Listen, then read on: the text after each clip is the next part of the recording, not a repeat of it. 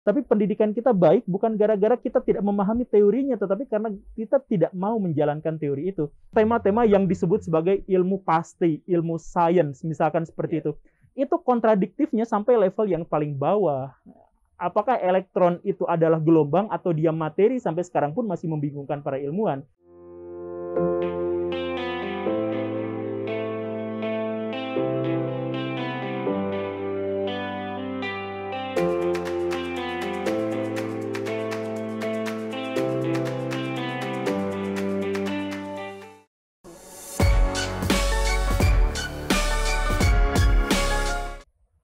Oke, Assalamualaikum warahmatullahi wabarakatuh. Waalaikumsalam. Selamat pagi, siang, sore, malam untuk alumni UPI, untuk warganet, untuk penonton semuanya di mana saja.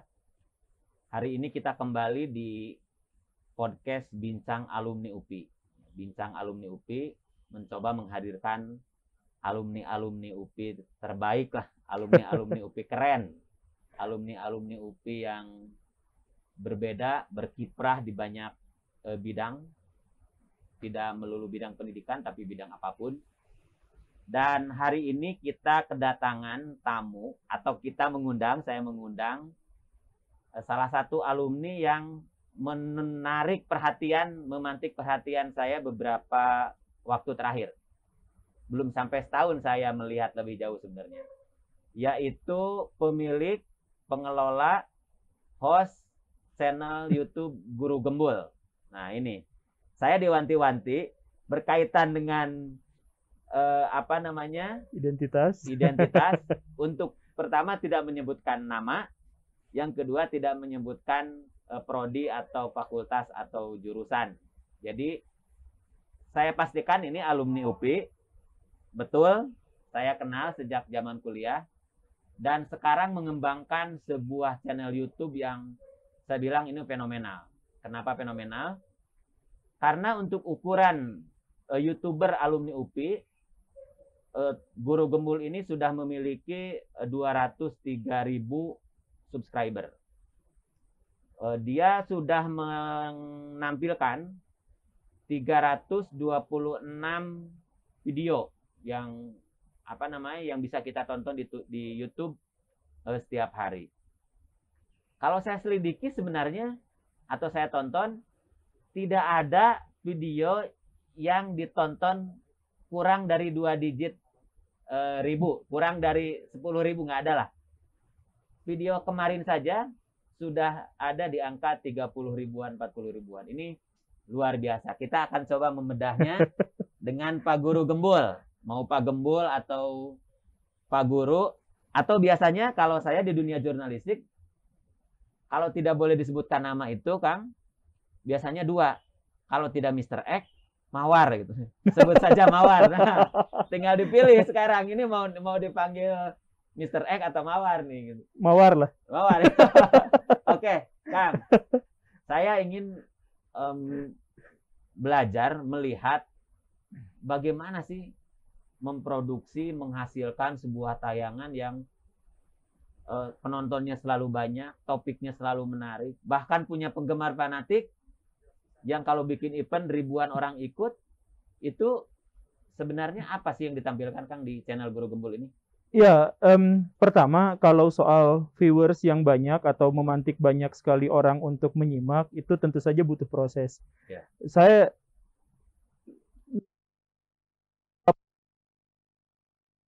100 orang, 300 orang seminggu.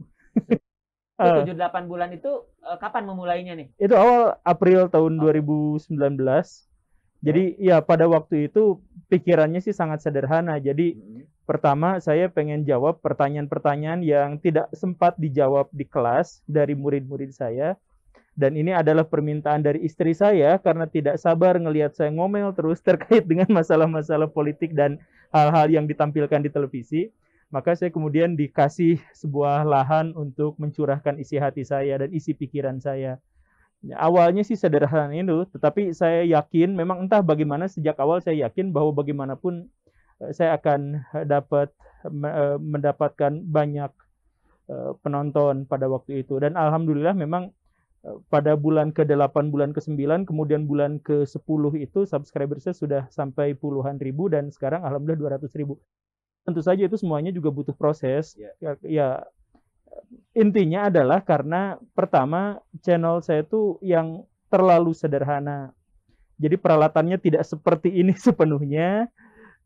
Kemudian hanya single speaker, seorang yang tidak dikenal, kemudian berbicara ini itu, yang dalam tanda kutip sok pinter, berbicara tentang banyak hal. Ya, ini tentu saja adalah sebuah capaian yang besar menurut saya, 200.000 subscriber itu. Ya, karena kondisi-kondisi yang seperti itunya gitu. Tapi saya ucapkan terima kasih yang sebesar-besarnya untuk orang yang menyimak. Sampai sekarang masih pakai HP katanya seluruh prosesnya Masih, semuanya masih menggunakan handphone. Bukan gara-gara gak mau berkembang, tapi karena saya tidak ahli di bidang itu. Jadi hal-hal yang terkait teknis tuh, jadi saya tuh Kang punya sedikit masalah di otak tuh. Jadi memori jangka pendek saya tuh lemah sekali sejak kecil. Jadi gak bisa mengingat hal-hal yang detail, yang terlalu teknis dan sebagainya gitu. Jadi sampai sekarang pun saya sering dimarahin sama Wakase kurikulum karena saya sering salah jadwal. Dan tidak hafal nama teman-teman guru. Jadi sampai sekarang tuh memang beneran masih ngajar ya? Masih ngajar. Dengan viewer ribuan dan subscriber ribuan itu masih ngajar? Identitas sebagai guru itu harus terus melekat. Jadi kalau saya lepas dari keguruan, misalkan mengajar di sekolah, ya saya tidak layak mendapat nama guru gembul gitu. Walaupun kan sebenarnya secara definitif guru itu bisa lebih luas daripada itu kan, pendidikan bisa dimanapun. Tapi saya harus ada dalam satu habitat di mana saya memang tetap layak untuk disebut dan tetap layak untuk berbicara sebagai seorang guru. Boleh disebutkan ngajar di mana sekarang, Kang? Oh, masih dirahasiakan itu ya? Oh, masih dirahasiakan juga. Oke. Ngajar SMA, SMP? Sekarang dibatasi SMA saja. SMA saja. Mata pelajarannya? Ini mata pelajarannya yang untuk sekarang saya ngambil yang geografi. Tapi sebelum-sebelumnya macam-macam. Macam-macam ya. Jadi amanah tugas pelajarannya banyak, tapi sekarang karena nge-YouTube dan karena makin banyak yang banyak yang mengundang gitu. Dan beberapa di antara yang mengundang itu adalah instansi atau orang-orang tertentu yang yang malu kalau saya menolaknya. Jadi saya kurangi jam mengajarnya, saya fokus hanya satu pelajaran saja. Jadi sekarang fokus jadi selain guru ya, guru itu untuk menyelamatkan status kali ya. Pertama sebagai konten kreator YouTube, yang kedua sebagai public speaker kali ya. Iya. Lebih ke sana. Iya. Anda bicara di mana aja sekarang atau beberapa waktu terakhir ini? Di Zoom. Oh, di Zoom. Ya tentu saja di Zoom ya. Tapi muter-muter di universitas atau di sekolah tinggi, kemudian yang di Zoom yang Kalimantan, Sumatera, Makassar yang semacam itu ya sudah jalan. Itu Anda diminta bicara apa pada saat diundang itu sampai ini berangkat dari Pak Guru channel YouTube tapi bicara banyak hal, biasanya diminta bicara apa? Tapi saya mau komentari dulu yang kedua karena ini adalah sesuatu yang sangat krusial. Saya juga nggak mau menjebak masyarakat pada seperti yang dikatakan Nicholson matinya kepakaran itu. Jadi ketika saya berbicara di berbagai bidang bukan berarti saya merasa ahli di bidang itu.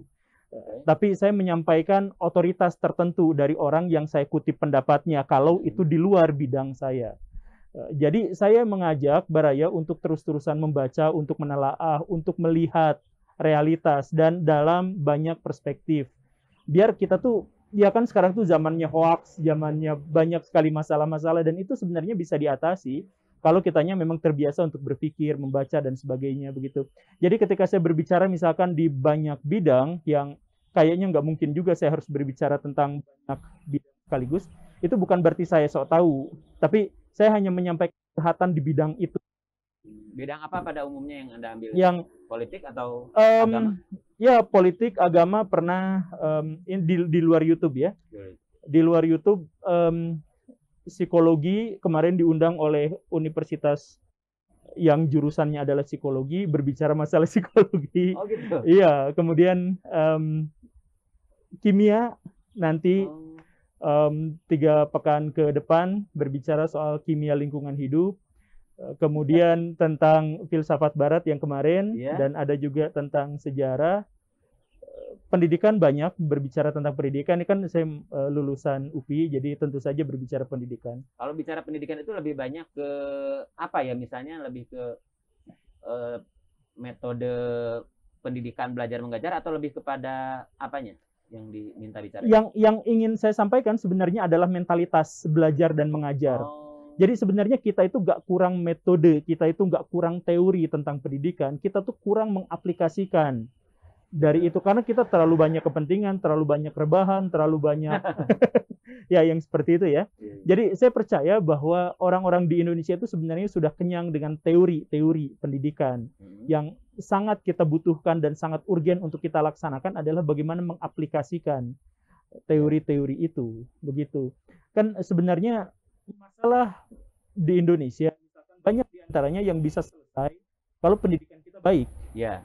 Tapi pendidikan kita baik bukan gara-gara kita tidak memahami teorinya, tetapi karena kita tidak mau menjalankan teori itu. Salah satu hal yang paling sederhana aja begini ya. Ya, gimana misalnya? Istri saya baru melahirkan, dan karenanya pasti punya buku yang pink itu yang buat ibu-ibu melahirkan itu, yang Ya, ada ya. gambarnya, yang semacam itu. Di situ tertulis bahwa psikologi perkembangan anak itu, anak sudah masih dianggap wajar kalau dia bisa menghitung 1 sampai 10 di usia 6 tahun. Tetapi sekarang anak SD masuk usia 6 tahun atau 7 tahun, dia sudah dipaksa belajar bahasa Inggris. Artinya di situ saja sudah ada kurikulum pendidikan seperti ini, padahal psikologi pendidikan yang diajarkan untuk ibu yang baru melahirkan berbeda. Kok bisa berbeda seperti itu? Ini artinya ada kerancuan, ada orang yang gagal baca, salah satu di antara dua buku, padahal itu dua-duanya diterbitkannya sama pemerintah gitu ya. Ada orang yang gagal baca untuk memahami psikologi, salah satunya atau kedua-duanya yang salah. Nah, teorinya ada, tapi realitasnya tidak seperti itu. Tapi mungkin mereka buka sekolah untuk anak-anak yang sekarang tuh usia ada yang 7 tahun. 3 tahun itu udah Iya. dan lain-lain, itu barangkali bisnis ya pertimbangannya atau gimana sebenarnya? Banyak, saya tidak bilang semuanya, tapi masalah pendidikan itu misalkan seperti ini. Ada sekolah-sekolah SD yang menerima siswa hanya kalau siswa itu bisa membaca dan menulis. Padahal itu jelas melanggar. Itu melanggar peraturan tentu saja. Karena SD itu justru SD kelas 2, kelas 3 baru bisa membaca dan menulis, itu adalah hal yang wajar kan sebenarnya. Secara psikologis seperti itu.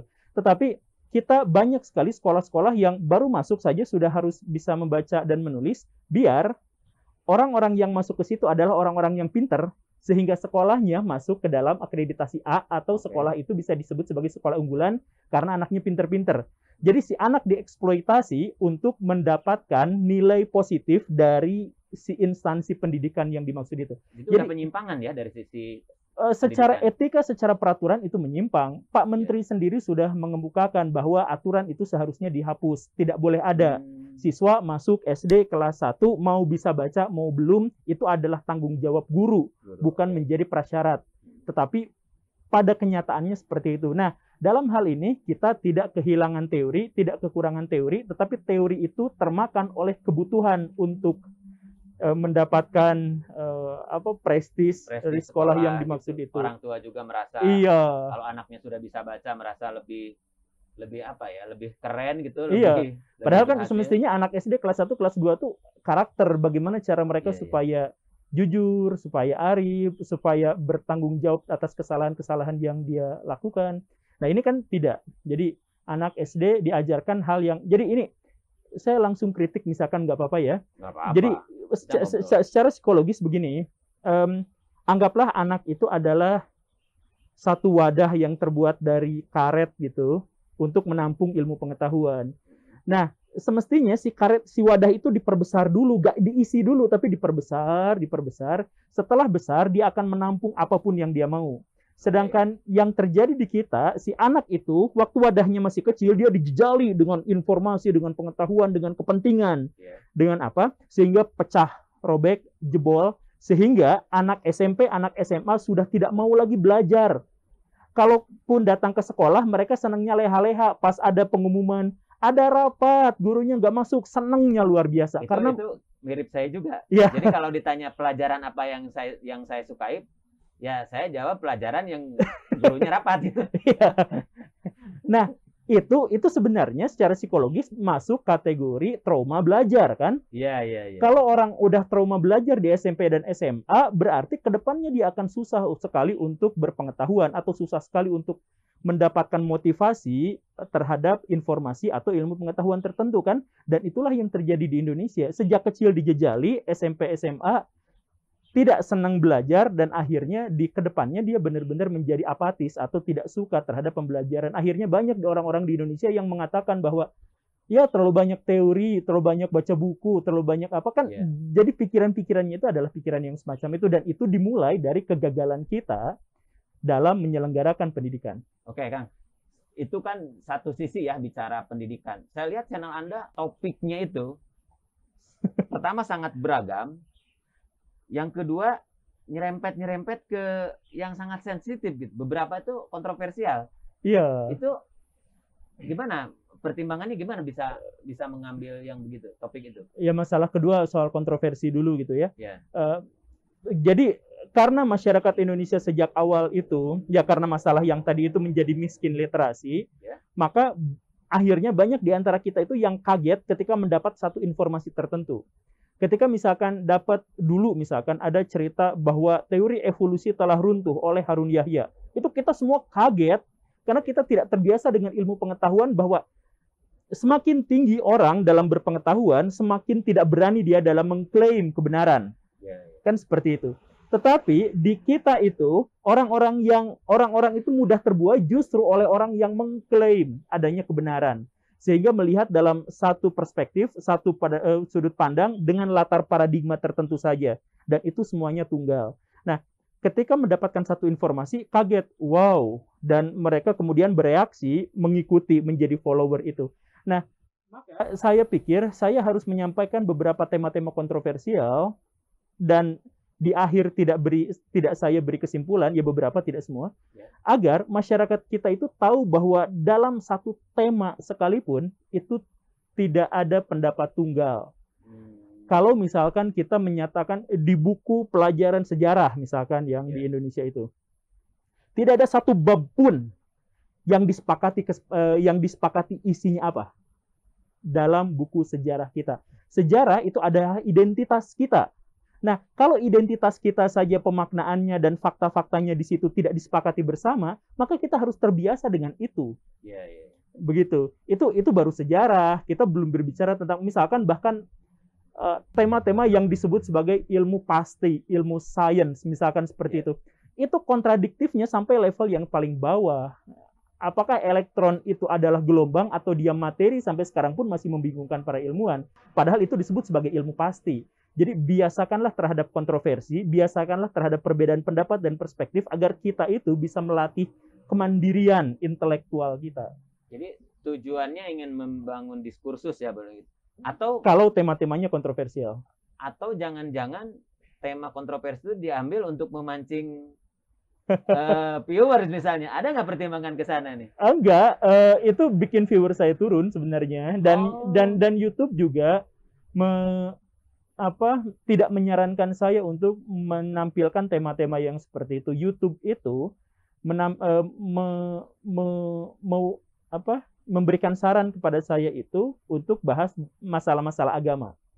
Dan itu yang viewersnya di channel saya itu selalu tinggi. Tetapi ya saya langgar karena ya bukan hanya viewers yang banyak yang saya inginkan. Viewers yang banyak itu berkah besar buat saya, itu saya harus bersyukur. Tetapi bukan hanya itu yang ingin saya dapatkan. Saya ingin juga bertanggung jawab atas apa yang saya sampaikan. Dan cara untuk bertanggung jawab atas apa yang saya sampaikan adalah melepas tanggung jawab itu. Bingung nggak sih? Jadi melepas tanggung jawab itu maksudnya ini pernyataannya begitu, ini pernyataannya begini, ini pernyataannya begini, silahkan pilih mana yang lebih cocok. Kalau itu terkait dengan tema-tema kontroversial. Kalau terkait dengan tema-tema hoax, maka saya sampaikan ini hoax. Walaupun itu bertentangan dengan kebanyakan masyarakat. Kalau tema-tema agama itu,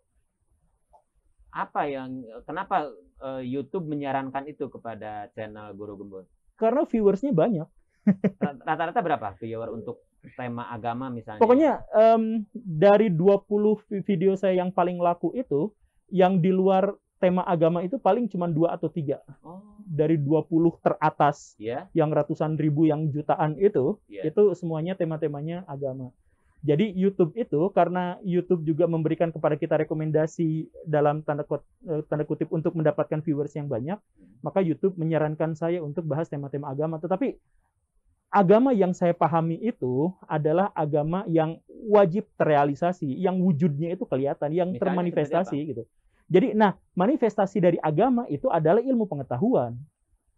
Agama itu perintah untuk melakukan ini itu, dan cara, metode yang kita gunakan untuk memenuhi perintah itu adalah dengan ilmu pengetahuan.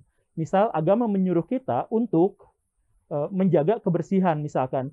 Maka kita harus mencapai ilmu pengetahuan agar kita bisa menemukan sumber daya alam ramah lingkungan, misalkan seperti itu. Kan kita agamanya itu kebanyakan di Indonesia itu agama yang tidak aplikatif gitu. Dihafal, saya mohon maaf ya. Dihafal tetapi tidak diaplikasikan, bahkan ketika kita mau mengaplikasikannya itu dianggap sebagai ilmu dunia. Ya, padahal saya mohon maaf, misalkan kan di dalam agama kalau pipisnya sembarangan itu dosanya besar karena ada najis yang nempel. Nah, biar pipisnya gak sembarangan itu berarti kita harus menciptakan toilet yang gak mantul airnya. Urinoir yang ada pembatasnya gitu ya. Ya, yang semacam itu. Misalnya. Nah, itu kan dengan ilmu pengetahuan, tapi kan kita tidak bisa menciptakan itu atas nama agama. Itu dianggapnya sebagai bagian dari ilmu dunia. Jadi ada dikotomi yang menurut saya membuat agama tidak menjadi produktif dan tidak mendukung terhadap kemanusiaan dan perkembangan peradaban. Itu untuk tema agama itu Pak Gembul itu bilang tinggi penontonnya. Saya ingin tahu paling banyak video Anda nonton berapa orang? Berapa viewer? 1.200.000-an. 1.200.000-an ya untuk tema agama itu ya? Iya. Kalau tema-tema biasa puluhan ribu. Nggak ada yang di bawah 1.000 kan? Nggak ada yang di bawah di bawah 2 digit, nggak ada? Nggak ada. Nggak ada ya? Nggak ada. Itu kuncinya apa sebenarnya? Ya, kalau sudah mendapatkan penonton yang berlangganan, YouTube itu akan merekomendasikan. Jadi misalkan Akang penonton baru di video saya, menonton satu video. Kemudian Akang tertarik dan like gitu. Maka ketika Akang lagi rebahan nonton YouTube yang lain, itu di beranda Akang video saya yang lain itu akan muncul. Jadi algoritmanya memang begitu. Iya begitu. Jadi ya pada akhirnya juga video-video saya yang lain juga akan turut ditonton. Rata-rata penonton hariannya berapa nih kalau sekarang itu? Kalau nggak lagi bikin video tuh kalau nggak lagi bikin video, pagi-pagi nggak upload ya gitu. Nggak upload video. Nggak upload video. Pagi-pagi itu 2.000-an per jam. Tanpa upload per jam. Luar biasa. Sekarang kalau upload bisa sampai 15.000 per jam, ya. Per jam? Iya. Oh, tadi itu 2.000 tuh per jam. 2.000 per jam. Oke. Berarti sehari kira-kira tinggal dikali aja ya. Iya. Kan hari beda-beda ya karena kita ada siklus, ada malam dan lain-lain. Ritme orang kita kan berbeda. Rata-rata penonton hariannya berdasarkan statistik itu berapa? Penonton yang paling tinggi itu biasa malam-malam jam 7, 8, 9, 10 itu paling tinggi. Peak season ya? Yang paling rendah itu waktu tahajud. Jam 3, jam 4. Jam 3, jam 4 itu paling rendah itu. Orang pada tahajud mungkin? Iya. Atau tidur? Nah, kecuali kalau pas bulan puasa kemarin. Jadi bulan puasa itu viewersnya naik karena jam tayang orang pun lebih banyak, bertambah. Jadi jam tahajud tadi itu malah tinggi sekali itu. Jadi orang nunggu sahur. Ya. Jadi puasa itu membawa berkah buat YouTuber juga ternyata ya. Iya. Nah, ini saya ingin tahu dengan penonton yang sangat banyak per jam saja misalnya tadi ada di angka 15.000 ya. Kalau 1 bulan berapa nih? Apanya? Penontonnya? 1.700.000-an, sekian juta lah, saya nggak ini. Sekian juta. Dalam sebulan ya? Dalam sebulan. Jadi kan saya diwanti-wanti, YouTube pasti menegur kalau menyebutkan berapa sih benefit atau pendapatan Pak Gembul ini dari YouTube. Ya sekarang kita hitung aja. Kalau viewersnya misalnya ada di angka 1 juta aja misalnya ya, 1 juta. kalau 1.000 aja $1 ya tinggal dihitung aja berapa. Jadi itu simpel. Itu simpel. Tinggal nanti coba saya nggak akan itu karena tadi pertama pesannya banyak. Jangan nyebut identitas, jangan nyebut alma mater, tempat mengajar juga ternyata enggak, pendapatannya juga enggak. Alma mater saya ngaku ini UPI. Bukan alma mater, bukan apa namanya? Prodi. Ngajar, iya. Ngajar tempat kerja. Oke, yang jelas pasti pendapatannya lebih tinggi dari ngajar kan? Iya. Jauh ya? Jauh. Oke, jadi saya ingin menekankan ini untuk teman-teman alumni UPI maupun mahasiswa UPI yang kebetulan nonton, bahwa modal kita selama kuliah, selama proses pendidikan itu sangat melimpah sebenarnya ya. Tinggal kita bagaimana itu mengoptimize-nya menjadi bentuknya nanti seperti apa. Menjadi konten kreator, konten kreator yang bermutu, yang berkualitas. Kalau menjadi guru, ya jadi guru juga yang berkualitas juga, kan ke sana. Nah, saya ingin bertanya lagi misalnya gini, Anda kan menulis atau menampilkan, bercerita, banyak sekali topik. Dari mulai tadi, agama, filsafat itu termasuk yang banyak ya. Filsafat, psikoanalisisnya juga termasuk yang itu ada, kimia juga ada. Saya yang jadi penasaran, bagaimana Anda belajar itu? Karena seingat saya, kan kalau kuliah tentu satu kan jurusannya kan, ya tentu satu, pasti disiplin tertentu. Nah ini Anda bercerita banyak hal. Bagaimana cara belajar itu? Sebenarnya ada trik biar orang yang bodoh itu kelihatan pintar. Jadi saya mohon maaf, misal begini, waktu dulu lagi laku-lakunya ILC itu, Rocky Gerung itu sering bisa membantah orang-orang dari berbagai latar. Padahal dia latarnya ya itu saja sebenarnya, dia tidak mengeksplorasi yang lain. Tapi kenapa dia nampak lebih pintar dan mampu menyanggah atau mengalahkan argumentasi dari orang dari berbagai latar belakang? Sebenarnya alasannya adalah sangat sederhana, karena dia mengetahui dasar-dasar pengetahuan dan sistem metodologi ilmunya. Jadi kalau sudah seperti itu, maka kita bisa sebenarnya mengeksplorasi hal-hal yang sebelumnya belum kita pahami. Kalau kita misalkan terbiasa dengan metodologi ilmu, kita cari sumbernya, kita terbiasa untuk mengkritik sumber itu, kita terbiasa untuk menginterpretasikan secara di dalam ruang lingkup ilmiah, menginterpretasikan apa yang ada di situ, maka sebenarnya hal-hal yang sebenarnya belum kita pelajari, kemudian kita pelajari dengan ringkas pun, itu bisa lebih mudah. Ya, walaupun tidak sangat expert, tidak sangat bagus, tetapi itu relatif mudah kalau kita sudah terbiasa dengan kajian-kajian atau dengan metodologi ilmiah. Begitu. Jadi Anda memastikan bahwa setiap konten atau substansi itu sudah menempuh tahapan itu? Saya memastikan itu, tetapi saya tidak memastikan kebenarannya. Oke. Begitu. Karena yang kalau kebenaran itu tidak mutlak ya sebenarnya, atau iya, saya percaya akan adanya kebenaran mutlak, tapi saya juga percaya manusia tidak mungkin menggapainya. Oke. Nah, itu kan ada proses-proses atau cara-cara belajar mempelajari sesuatu yang bukan dalam konteks ingin tampil kelihatan pintar ya. Ini praktis nih. Ketika Anda akan membuat sebuah video tentang satu topik, itu butuh berapa lama untuk menyiapkan, termasuk belajarnya, risetnya? Ada video-video yang saya buat dengan sangat praktis dan sangat simpel, terkait dengan opini. 1 jam dari awal sampai akhir selesai.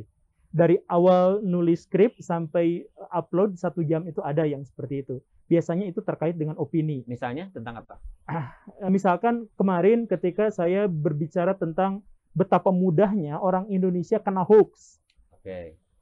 Betapa mudahnya orang-orang Indonesia itu bahkan tanpa bukti paling sederhana sekalipun bisa kemakan hoax. Dan itu saya buktikan di situ. Dan proses membuat video itu sekitar 1 jam awal sampai akhir. Tapi ada video-video yang saya membutuhkan banyak sekali waktu proses, dan ya itu bisa sampai 5-6 jam, khususnya ketika saya harus mencari sumber dan mencantumkan sumber itu ke dalam ini. Ya, seperti yang saya sampaikan tadi, kalau saya merasa bahwa itu bukan lahan saya, maka saya menyimpan otoritas orang lain Oke. di Dengan situ. itu cara Anda bertanggung jawab. Iya, saya bertanggung jawab bahwa saya bukan penemu dari kata-kata ini. Saya ngambil dari sini. Cara Begitu. lain Anda mempertanggungjawabkan termasuk dengan mencantumkan nomor kontak ya di. Iya, saya cantumkan nomor kontak. Jadi sebenarnya mencantumkan nomor kontak itu seperti ini. Saya tidak menunjukkan identitas saya di channel YouTube karena saya ingin hidup seperti manusia normal yang tidak dikejar-kejar orang, begitu kan ya? Iya. Di satu sisi. Tetapi karena saya menyampaikan tema-tema yang membutuhkan diskursus panjang dan itu tentu saja harus bertanggung jawab, maka saya sampaikan nomor kontak saya. Begitu. Selama ini ada yang menindaklanjuti dari dialog itu, misalnya yang protes. Kalau yang ngundang nggak usah diceritakan ya, pasti kan salah satu sumbernya itu. Tapi yang protes, yang ancam pembunuhan ada. Ada juga. Ada. Topik apa yang menjadikan Anda sampai diancam pembunuhan? Tentang agama, tentang agama tertentu itu diancam. Ancaman pembunuhannya maksudnya kalau datang ke sini pastikan kamu saya bunuh, yang semacam itu. Itu ke sini itu kemana waktu? Orang mana yang ngancam gitu? Disebutin jangan ya? Orang Bandung atau bukan misalnya? Bukan gitu? Bukan orang Bandung. Bukan orang Bandung. Bukan orang Bandung.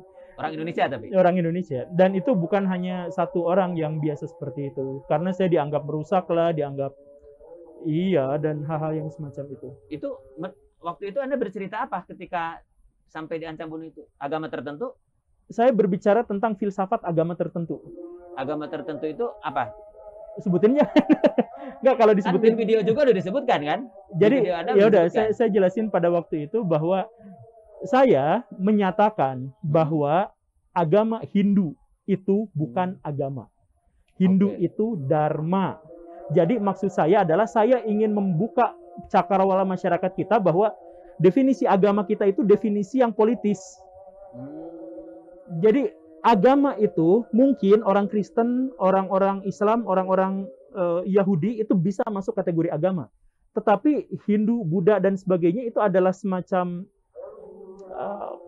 kumpulan dari begitu banyak sistem religi yang ada di sana, sehingga orang Bali itu lebih enak kita sebutnya sebagai sanatana dharma misalkan. Bukan agama Hindu, sebab di Kalimantan ada Kaharingan masuk ada kategori agama. Kan kita itu agama-agama lokal itu di dalam tanda kutip ya diperkosa sama politisi-politisi kita. Termasuk Sunda Wiwitan misalnya iya, di sini ya. Iya, tidak diakui, dan biar diakui maka harus masuk ke dalam kategori agama internasional kan. Jadi agama Hindu itu di Bali itu adalah adalah agama lokal Nusantara. Memang berasal dari Weda iya, dari berbagai iya, tetapi itu secara umum itu adalah agama lokal Nusantara. Tapi dan dulu namanya itu Ciwa Buddha. Nama aslinya. Tapi tahun 57 didaftarkan, Pak, saya ini mau daftar agama saya. Oh, harus yang ikut internasional. Maka jadi Hindu. Jadi kita tuh secara politis terhadap agama-agama lokal dan sebagainya itu malah dikerdilkan. Jadi agama Hindu Bali dengan India itu beda? Sangat berbeda. Sangat beda. Sangat berbeda. Dan Kaharingan dengan Hindu Bali itu sangat berbeda, tapi masuk juga kategori Hindu. Saya pengen sih memperjuangkan, kan ada banyak di antara orang-orang yang misalkan mengkampanyekan agama tidak masuk KTP gitu. Saya pengen, ini pribadi saya pengen tetap masuk ke dalam KTP, tapi justru bukan hanya agama-agama yang internasional. Bukan yang lokal juga harus dihargai kan. Sebenarnya di dalam undang-undang kependudukan baru itu kan diatur kepercayaan lainnya ya. Iya. Itu menurut Anda kurang dianggap mewakili dari spirit agama itu? Iya, kurang jelas. Jadi dianggap outer side gitu ya, dianggap yang berbeda gitu, bukan agama. Ya, bukan berarti saya mengkhianati, dalam tanda kutip mengkhianati agama saya, tapi adalah hak setiap orang untuk beragama dan diakui agamanya itu. Agama itu kan adalah bagian dari identitas. Dengar-dengar gara-gara Anda berbicara kontroversi agama tertentu itu pernah juga dikeluarkan dari sebuah sekolah? Iya. Tapi itu dulu waktu saya belum mengajar, belum nge-YouTube. Belum nge-YouTube.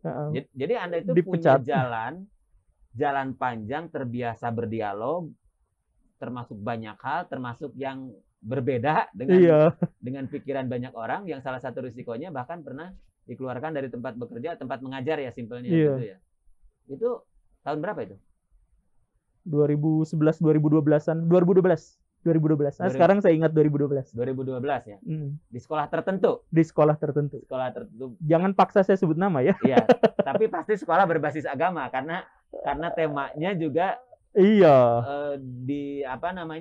ditegur atau dipermasalahkan karena mempermasalahkan agama gitu ya. Iya, sebenarnya juga itu bukan mempermasalahkan, sebenarnya itu adalah bagian dari kurikulum, cuman ya ketika ditanggapi dengan terlalu fanatik ya mungkin seperti itu. Ya tapi saya belajar dari situ lah. Bisa sambil minum Kang, bisa sambil ada kopi. Oh iya. Nantilah. Boleh juga sambil minum air minum. Ini dari salah satu alumni kita di Al-Masum juga turut membantu. Dukungan lain sebenarnya ini terlaksana, acara kita ini juga tidak lepas dari peran-peran alumni. Ya beberapa logo di sini ditampilkan itu sumbangsih atau dukungan alumni terhadap acara bincang-bincang kita. Termasuk ada Padma Data yang mendukung. Jadi alumni UPI kita ketemuan gitu. Nah, gitu. Jadi Padma Data mendukung tentang dukungan IT ya, kurang lebih nanti ke depannya seperti itu. Ada juga pihak-pihak yang lain yang jelas kita memang ingin mengumpulkan alumni UPI berhimpun untuk lebih berdaya sih sebenarnya ke sana. Nah, saya tadi baru sekilas tentang kenapa nge-YouTube itu kan, pertama diomelin istri misalnya, yang kedua karena tidak puas menyampaikan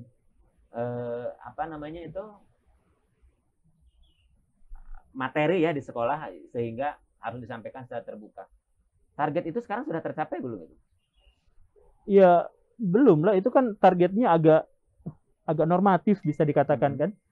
Bahwa jadi Anda akan terus melakukan itu untuk Oke. Tapi YouTube itu pada akhirnya kalau kita simak sekarang misalnya menjadi sangat monetize ya, menjadi sangat orang bisa mencari penghidupan di YouTube nih.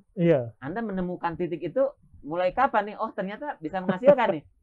Ini untuk belajar bagi kita aja yang ingin jadi YouTuber. Bulan keberapa? Bulan ke-7 atau ke-8 saya baru dapat 1000 subscriber. Jadi maksudnya saya dimonetize itu 1000 subscriber, 4000 jam tayang itu bulan ke-8 setelah saya nge-YouTube. Jadi prosesnya sangat panjang. Jadi eligible pada bulan ke-8. Iya, dan itu pun mendapatkan ganjaran uang, nominal uangnya itu sangat sedikit. Dan tidak bisa langsung dicairkan kan? Tidak bisa langsung dicairkan. Jadi payout minimal itu di angka 1.600.000 kalau nggak salah ya. 1.600.000 ya. Cek lagi ya, saya lupa. Jadi bisa berbulan-bulan waktu itu. Jadi untuk dapat segitu tuh bisa 3 bulan, 4 bulan gitu. Kalau sekarang sehari juga nggak perlu ya. Oke. Nah, terus Anda kan pertama tadi yang menonton paling ratusan dulu ya. Pasti nggak akan langsung melompat. Ada satu titik di mana video itu mendapat respon yang besar, yang tinggi. Itu ingat nggak itu video apa yang diupload? Ya, yang pertama itu waktu saya bahas murtad massal di Timur Tengah itu. Itu kan emosional. Jadi karena pada waktu itu musimnya berantem Ahok dan pendukungnya versus lawan Ahok dan pendukungnya. Itu ketika saya sebutkan murtad massal di Timur Tengah itu, banyak orang yang mencari pembenaran atas dalih-dalihnya itu dari situ, bahwa tuh kan di Timur Tengah aja banyak orang yang murtad karena orang Islam itu begini dan sebagainya. Jadi tema-tema yang emosional di Indonesia itu adalah tema-tema yang memudahkan kita untuk mendapatkan uang yang banyak. Begitu. Termasuk soal agama itu ya. Iya, agama itu kan, kita. Ya, walaupun saya mencoba sebisa mungkin untuk menyampaikan bahwa ada literasinya semacam ini tuh, ada logikanya, tetapi tetap saja agama itu kebanyakan dipahami oleh orang itu sebagai tempat pelampiasan dia, tempat pelampiasan emosinya dia gitu. Jadi dia misalkan dipecat dari tempat bekerjanya karena itu dia memusuhi perusahaan. Maka kenapa sih itu? Karena si pemilik perusahaan itu Cina. Maka kita itu dasar orang kafir bla bla bla bla. Jadi kita membenci dan kita mengendari agama itu untuk menglanggengkan kebencian kita itu. Nah, di Indonesia itu kan banyak modus-modus yang seperti itu tuh. Itu sampai sekarang ya? Makin parah justru. Atau dulu jangan-jangan Anda dukung Ahok ya? Pendukung Ahok? Enggak juga? Enggak. Jadi gini, Ya, kalau ngomongin soal Ahok, ya Ahok itu bisa ada benar dan ada salahnya, sama seperti penentangnya, ada benernya dan ada salahnya. Oke. Dilanjutkan nggak masalah politik ini? Nggak apa-apa kan, sekilas aja tadi Iya. tentang Ahok. Ketika misalkan Ahok, jadi kan sebenarnya kronologi ceritanya tuh seperti ini pada waktu itu tuh. Ahok tuh gubernur. Ya. Kemudian ada partai-partai politik di Indonesia yang mengendarai agama untuk melawannya. Yaitu dengan mengutip surat Al-Maidah itu ayat 51. Ahok tahu itu, maka Ahok menyindir orang-orang yang menggunakan, makanya jangan mau dibohongin pakai surat. Maksudnya adalah politisi-politisi yang dari partai politik tertentu itu. Ya, oke. Yang ya saya tahu lah sebut namanya ya. Nggak usah disebut namanya. Oke. Nah, kan ceritanya adalah seperti itu. Nah, Ahok kemudian melawan, kan dia diserang dengan agama, dia melawan dengan agama itu. Nah, tapi kemudian videonya itu di-share, dipotong pada bagian itunya saja, kemudian di-share dan kemudian memunculkan gejolak yang sangat luar biasa. Gejolak itu muncul bukan benar-benar karena membenci atau menyukai Ahok. Pada waktu itu adalah karena masyarakat Indonesia adalah masyarakat yang sedang berbenturan satu sama lain. Jadi menemukan momentumnya. Menemukan momentumnya di saat itu juga. Itu video yang itu otomatis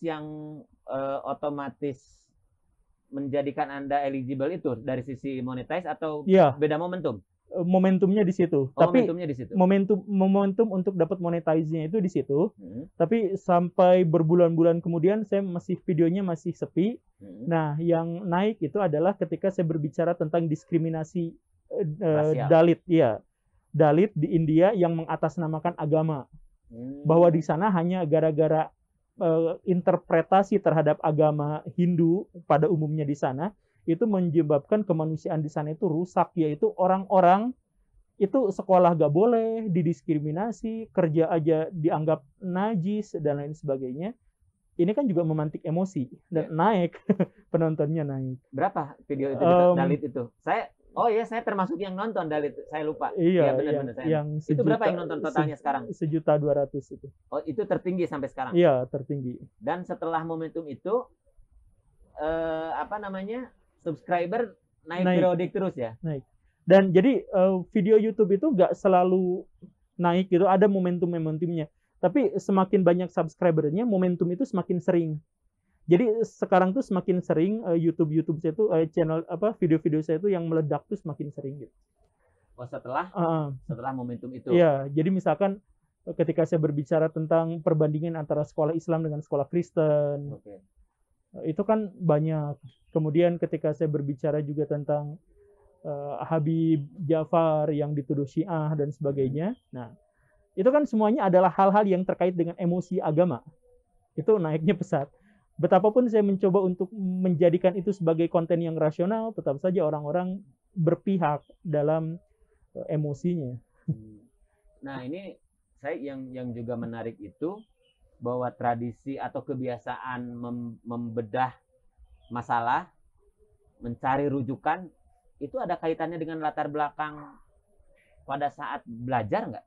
Artinya belajar formal lah, pada saat kuliah, pada saat beraktivitas, sehingga itu yang membangun diri Anda menjadi sosok yang seperti saat ini, atau ada aspek lain? Saya harus sampaikan ya, walaupun saya harus berterima kasih kepada guru, kepada dosen dan lain-lain, tetapi sebagian besar dari apa yang disampaikan di meja kuliah dan meja sekolah itu tidak mewujud dalam karakter maupun dalam apa yang saya butuhkan hari ini. Jadi saya misalkan nge-YouTube atau saya mengajar, itu tidak ada satupun di antara itu yang saya dapatkan itu dari 12 tahun belajar. Jadi 12 tahun belajar itu hanya beberapa persen yang bisa terrealisasi dalam kehidupan hari ini. Saya mohon maaf, tapi kan ini juga adalah kritik terhadap sistem kita kan.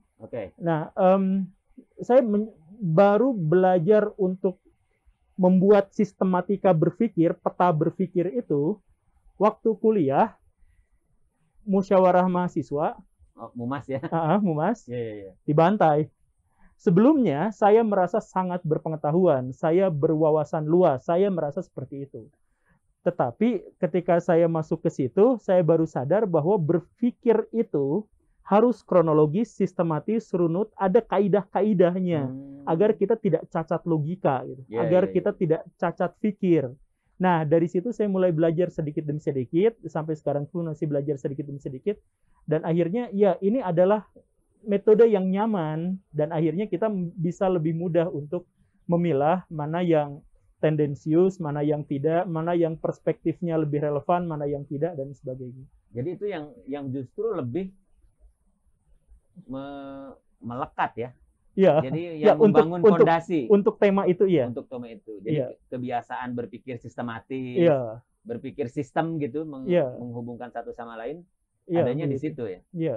Nah, ini kaitannya dengan apa namanya?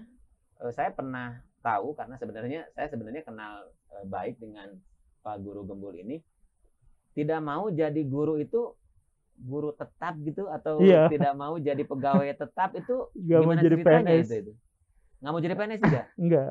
Nggak pernah ikut tes CPNS? Enggak. Ya kalau gitu sama sih. Oh, tapi kita kan tamunya ini Guru Gembul. Kenapa Anda berpikir tidak menyukai kemapanan berarti ya kalau disimpelkan itu?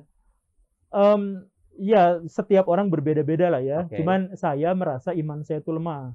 Jadi kalau ada dalam kemapanan, maka saya berhenti untuk berjuang. Kan kebanyakan orang mencari mapan itu untuk menghindari perjuangan. Kalau sudah mapan kan sudah enak. Tapi bagi saya kalau berhenti berjuang itu seperti kita main game udah tamat, kita kehilangan kesenangan kita lagi. Kan main game tuh lagi senang-senangnya tuh ketika kita menghadapi misi-misi tertentu terus nggak kelar-kelar gitu kan, senangnya tuh di situ. Jadi menikmati hidup itu adalah ketika kita terus-terusan ada dalam perjalanan, ada dalam proses belajar. Ya, kalau kita misalkan masuk di situ mentok ya untuk saya pribadi sih itu mungkin akan menghambat daya kreasi saya ke depan. Oke, yang menjadikan Anda sekarang tetap belajar itu selain untuk kepentingan konten YouTube ya tentu saja. Iya. Itu sebenarnya apa yang Anda cari ini dari sisi apa, bahan mengajar belum cukup gitu misalnya? Yang paling sederhana dan paling pribadi itu adalah karena pengetahuan itu seru. Pengetahuan itu rame. Kalau Akang ini saya bilang bahwa jumlah rambutnya itu sekitar 100.000 buah, itu bagi saya itu seru. Saya tahu karena pitaknya sekian, karena warnanya hitam dan sebagainya, maka saya tahu jumlahnya adalah 100.000 misalkan seperti itu. Itu adalah sesuatu yang seru bagi saya. Jadi pengetahuan itu kan memang menyenangkan. Ketika kita bisa mengetahui sesuatu, kita bisa memecahkan banyak masalah. Bahkan ketika kita tidak bisa memecahkan masalah itu, kita bisa memamerkan kepada orang lain. Oke, ini kaitannya dengan keilmuan nih, soalnya bicara itu. Di antara respon video itu kan tadi banyak yang emosional ya, kaitannya, yang kontroversial, terus agama. Tapi ini kaitannya dengan keilmuan tadi, pernah nggak ada protes dari katakanlah kaum yang menyanggah dari sisi keilmuan lagi, misalnya dari profesor apalah atau pakar agama apalah gitu, ada yang sampai ke sana? Banyak bahkan. Banyak. Itu Anda bagaimana menjawabnya? Nggak jadi masalah karena ini adalah bagian dari diskusi. Cuman ada yang sempat sampai membuat saya menghapus video itu, yaitu dari cucunya Pak Muhammad Hatta. Saya buat video tentang Muhammad Hatta. Saya ambil sumbernya. Sumber itu saya pikir sebelumnya valid. Jadi ada satu cerita yang tidak ditemukan dalam buku manapun. Dan saya lihat penulisnya, ternyata penulisnya adalah orang memadai secara ilmu pengetahuan. Saya sampaikan itu, tetapi kemudian diprotes oleh cucunya Pak Muhammad Hatta, dibantah. Dibantah seperti ini. Bagian apa waktu itu yang dibantah? Bagian perjodohan Pak Muhammad Hatta. Jadi Pak Muhammad Hatta itu kan menikahnya terlambat. Yang berkembang kan itu dijodohkan Bung Karno atau gimana? Ya, tapi yang di buku itu saya sebutkannya adalah bahwa Pak Muhammad Hatta itu punya dalam tanda kutip calon lah ya, waktu usia muda, waktu usia 20-an itu punya calon. Nah, tapi gagal menikah karena Pak Muhammad Hatta itu pada waktu itu idealis sekali kan. belum mau menikah kalau belum memerdekakan Indonesia dan Ya, sebagainya, itu yang begitu kan ya? berkembang di ini ya, di Ya, publik juga ya, itu ya, berkembang. memang Oke. seperti itu. Dan akhirnya Pak Muhammad Hatta itu menikahnya di usia 40-an. Ya. Nah, menikahnya itu dengan anak dari mantannya. Oh, Itu menurut sumber itu. Menarik. Saya pikir itu memang, ya itulah yang saya bilang tadi, bahwa ketika kita memverifikasi sumber pun seringkali kita kan salah gitu. Jadi Oke. wajar kesalahan itu. Nah, itu dikritik itu salah, sumber itu salah. Bahkan saya, kata cucunya Pak Muhammad Hatta itu, saya udah nyari-nyari siapa penulisnya dan minta pertanggungjawaban, tapi orang itu tidak kunjung datang juga. Jadi Ya, Anda sebagai pertanggungjawaban itu iya, saya menurunkan di take down. Padahal penontonnya banyak waktu itu. normal, biasa-biasa Normal, ya. aja. Dan banyak juga sebenarnya video-video yang semacam itu yang saya harus hapus atau saya tutup. Oh, berapa banyak? Berapa ya? Ada 10? Yang karena itu, Komplain? yang karena komplain itu, yang karena saya mengakui bahwa di situ terlalu banyak kesalahannya itu 4. Oke, jadi Anda bertanggung jawab. Kesalahannya fatal, salah ya. diterima, oke. Kesalahannya Selain Bung fatal. Hatta tadi apa lagi yang sempat di take down itu? Tentang gereja setan. Gereja setan. Gereja setan. Itu Gereja, juga sudah tahu judulnya aja udah udah sangat apa namanya menarik. tapi saya bikin remake-nya itu, dibuat ulang. Tapi intinya kesalahan dari gereja setan itu adalah saya buat itu di awal-awal saya bikin, jadi saya tidak mencantumkan sumbernya di situ. Oh iya iya. Jadi itu yang seperti itulah yang biasa aja. Atau yang di take down oleh YouTube ada nggak? Nggak ada. Nggak ada ya? Nggak ada. Tapi ada proses peringatan itu ada pernah dapat dari YouTube? Nggak juga. Oh nggak juga? Nggak juga. Yang ada itu adalah video Anda kontroversial jadi nggak dapat duit, yang gitu ada. Atau gitu tenanawan itu. nggak apa-apa. Masih ada video yang lain. Ya, karena saya tuh optimis dan yakin karena yang mendukung pun ada orang-orang besar. Misalkan ketika saya ngebahas tentang Hindu dan pernyataan yang seperti itu, Pak Anand Krishna itu dan beberapa warga PHDI itu langsung menyatakan kesetujuannya. Jadi ketika nanti saya dibully sama orang-orang, ya gak apa-apa, ini pembesar-pembesarnya sudah ini gitu. Atau nggak masalah. Ya nggak masalah. Yang baper itu justru yang yang tim horor yang mendukungnya. Iya. Kayak politik juga itu. Sama juga. Iya. Jadi karakter kita sebenarnya. karakter orang Indonesia ya. Bukan hanya orang Indonesia, itu semua juga seperti itu. Kan orang-orang bawah itu perlu ada untuk dieksploitasi oleh orang-orang kaya. Kan nggak kayak kita misalkan ngedukung Barcelona misalkan, ya. Kan pendukung-pendukung itu pendukung fanatik yang bayar, yang nonton, yang datang ke studio, yang menjadi sumber penghasilan utama. Sponsorship juga kan dilihat dari jumlah pengikutnya. Ya kan seperti itu. Nah, kalau pemainnya asli, misalkan Lionel Messi, dia mau ada di situ, mau pergi, mau apa sesuka hati. Dia tidak terikat karena apa? Karena dia elit. Tapi kalau fans, orang-orang bawah, itu akan terikat, dimanfaatkan dan menjadi sumber pendapatan. Gitu. Jadi kalau Baraya mau jadi orang yang hebat, mau jadi itu, jadilah orang yang elit di situ. Menjadi elit itu berarti mandiri. Mandiri itu, gue datang ke sini bukan gara-gara gue butuh di sini, lu yang butuh sama gue gitu kan. Ya gitulah. Jadi Guru Gembul sudah merasa pada tahap itu belum sih? Saya ya mencoba untuk ke arah sana. Ya tapi kan target itu kan sebenarnya agak normatif gitu ya. Target-target ke depan masih banyak yang belum saya capai. Nah ini pertanyaan nggak penting nih sebenarnya. Kalau kita hitung statistiknya misalnya jumlah viewer dan jumlah subscriber, engagement yang demikian tinggi itu sudah, ini tidak bicara jumlah ya, tapi Anda sudah menikmati itu jadi apa saja misalnya? Dalam hal material? Ya, dalam material. Saya belum menggunakan pendapatan YouTube misalnya. Saya belum menggunakan banyak. Saya belum menggunakan itu karena saya punya target ke depan. Jadi saya masih simpan itu semuanya 100%. Oh, dari YouTube itu semua disimpan? Iya. Sejak awal? Sejak awal. Walaupun payout tetap diambil tiap bulan? Iya, diambil. Lalu disimpan? Iya, disimpan dulu. Luar biasa. Oh, jadi sebenarnya Anda kalau bicara kebutuhan, dengan apa yang dilakukan itu sudah cukup ya? Iya, ya sudah cukup kan apa ya? Ya bikin video juga kan sekali lagi bukan nggak mau berkembang gitu ya. Ada memang Jadi saya tuh ada alokasi memang untuk memperbaharui YouTube, tapi itu tidak didapatkan dari monetize YouTube, tapi dari donasi. Banyak pihak kan yang mendonasikan uangnya kepada saya. Oh gitu. Jadi kan di deskripsi video saya itu saya cantumkan donasi ke sini karena dulu-dulu itu banyak dukungan dan banyak orang yang minta nomor rekening sampai gitu. Iya, sampai 10 juta ada yang ngasih gitu ke saya. Itu dipeseni untuk apa? Enggak sama Enggak, ini? dia cuman bilang ini apresiasi terhadap videonya, terima kasih bla bla bla bla. Jadi yang seperti yang saya bilang tadi, jadi ada bahkan ada yang pejabat level setara menteri atau artis atau pemuka agama yang menghubungi saya secara langsung dan menyatakan apresiasi atas video-video ini, mendukung bla bla bla dan sebagainya. Sampai ada yang mengatakan kalau ada yang nuntut save nomor saya, kita bisa saya backup atau iya apa? dan sebagainya yang semacam itu, ya ada seperti itu dan ada juga yang sampai memberikan donasi. Jadi donasi Anda itu berarti kalau dibilang pendapatan dari donasi dengan dari monetize YouTube. Iya. Nah, donasi itu saya gunakan untuk memperbaharui tampilan-tampilan YouTube walaupun tidak sepenuhnya bagus, tapi bikin studio misalkan atau iya. Oh, jadi sekarang Anda di rumah sudah punya studio? Studio butut ya.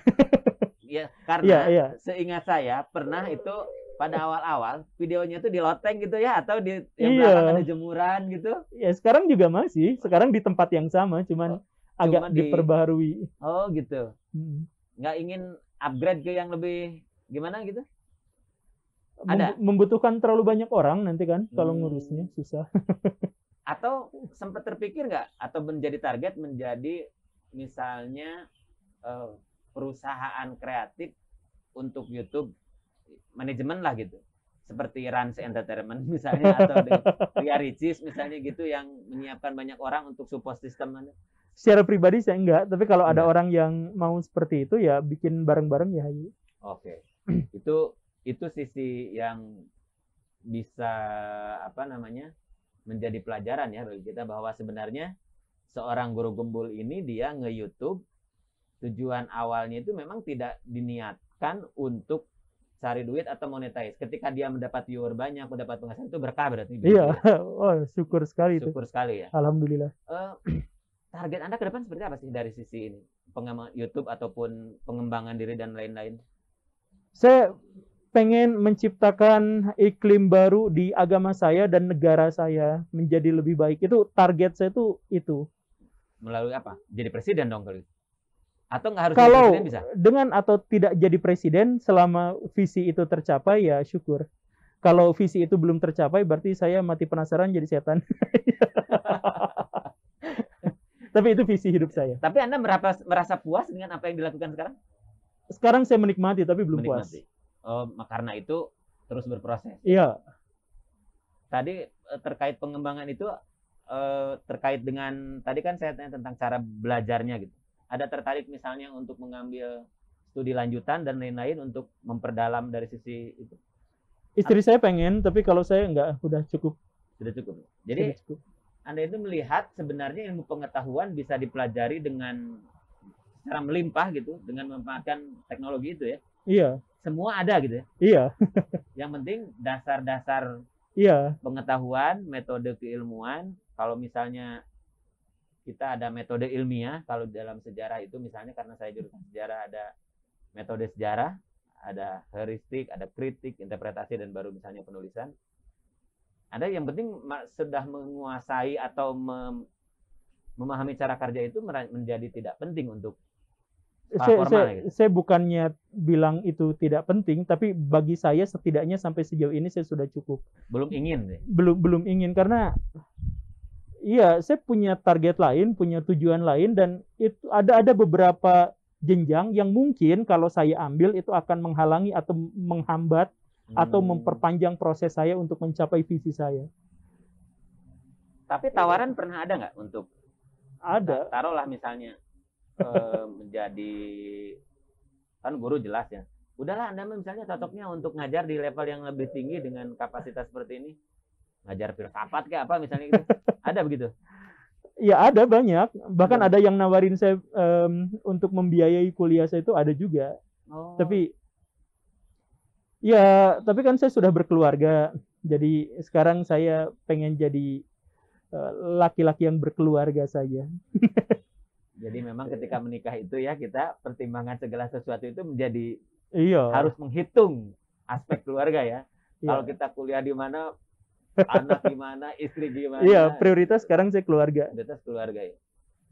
Boleh dibilang sudah selesai ya sebenarnya ini. Kalau dari sisi sisi apa namanya target sudah cukup nyaman, Iya, tidak ada yang katakanlah dikejar dari sisi mungkin yang sifatnya materi gitu. Kalau sekilas begitu. Nah, saya sebenarnya ini tertarik, ini karena dialog ini ingin membuat ya mungkin kalau misalnya nanti penonton suka ini silakan nanti dituangkan di komen misalnya termasuk ingin narasumber yang lain siapa yang direkomendasikan. Kalau penonton suka, saya ingin sebenarnya membuat dialog dengan guru gembul ini yang lebih spesifik. Kita bedah tema ini yuk. Nah, misalnya gitu. hayu. Tema pendidikan misalnya atau nanti tema ya filsafat misalnya gitu. Itu kayaknya kalau lihat fanbase-nya subscriber ini 200.000 itu menarik ya sebenarnya. Iya, hayu aja. Ya oke lah kita coba. Tapi untuk sesi ini apa namanya kita sudah berbincang kurang lebih ya cukup lama lah. Nanti ya bisa nggak tahu nih jadi berapa. Akhirnya mungkin jadi 2 episode ya kalau kita ngobrol banyak ternyata nggak kerasa. Nah, saya ingin yang terakhir menutup yang pertama nanti minta ya closing statement atau apalah kira-kira terkait pendidikan atau alumni UPI atau apapun. Dan yang berikutnya nanti saya ada oleh-oleh buat dibawa. Boleh dipakai atau pakailah kalau ini untuk penunjuk. Gimana Kang? Closing statement nih misalnya. Pesen atau apalah gitu. Ya, saya adalah alumni UPI. Sejak awal saya senang sekali untuk berbicara dan mendidik. Sejak awalnya seperti itu. Nah, jadi kalau sekarang pemerintah atau masyarakat menganggap bahwa lembaga pendidikan dan sebagainya itu adalah kurang prestisius dan sebagainya, mungkin ini adalah salah satu pertanda bahwa kita memang harus memperbaiki diri lebih baik lagi. Jadi tempat di mana pendidikan itu dilecehkan atau diremehkan, maka di sanalah tempat peradaban itu susah sekali untuk berkembang. Closingnya tadi. Oke, terima kasih. Mudah-mudahan saya ingin ketemu lagi nanti untuk kita berbincang. Dan sebagai oleh-oleh, ini karena kita ingin menghadirkan alumni, ya ini oleh-oleh sementara. Sama kaos dengan yang saya buat. Yang pertama ada kaos, silakan nanti buat dibawa pulang, boleh dipakai. Ya, dipakai pada saat apa namanya? Channel Guru Gembul juga boleh. Nah, ya, yang kedua atau ukurannya nggak tahu pas. Nanti kalau nggak ditukar aja. Yang berikutnya ini cukup lah besar ini. Tumbler. Ini juga sama sih sebenarnya, ini juga bincang alumni. Nah, ini juga sumbangan dari alumni juga. Jadi kita ini saling memberdayakan aja. Nah ini. Makasih banyak ya. Oke ya. Nah ini, jadi nanti boleh dibawa. Itu saja. Tapi kok ini tulisan ini ya? Ini suhu. Suhu. Suhu kalau dipencet. Nah ini wah, bisa dipakai. Tapi ini tulisan yang kita buat ini. Oke. Ya itu saja. Penonton alumni UPI se-alam dunia maupun penonton lain pada salam umumnya. akhirat. Sampai jumpa di episode berikutnya. Silakan kalau ada rekomendasi narasumber ditulis di komen. Jangan lupa juga untuk mereferensikan atau men-share tayangan ini kepada warganet, kepada penonton yang lain untuk kita bisa saling berinteraksi lebih panjang atau lebih membangun diskursus yang lebih luas lah gitu. Terima kasih. Wassalamualaikum warahmatullahi wabarakatuh. Waalaikumsalam warahmatullahi wabarakatuh.